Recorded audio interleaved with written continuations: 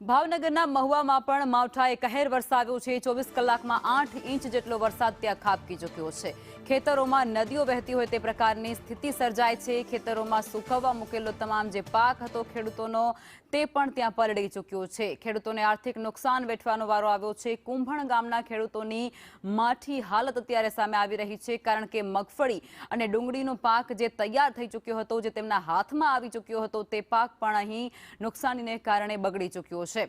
જેમાં ગામડાઓમાં નદીઓ વહેતી હોય તે પ્રકારના દ્રશ્યો પણ અત્યારે સામે આવી રહ્યા છે। ખેડૂતોને પડ્યા ઉપર પાટું જેવી સ્થિતિ।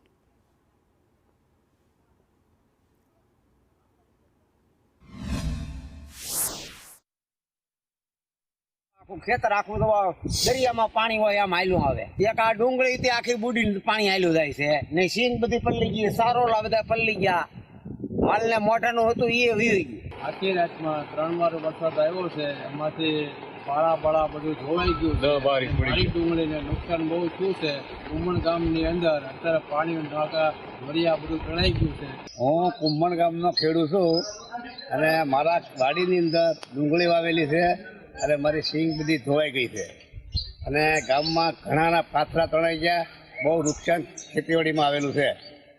તો સરકારશ્રીને વિનંતી છે કે અમને કંઈક સહાય કરે।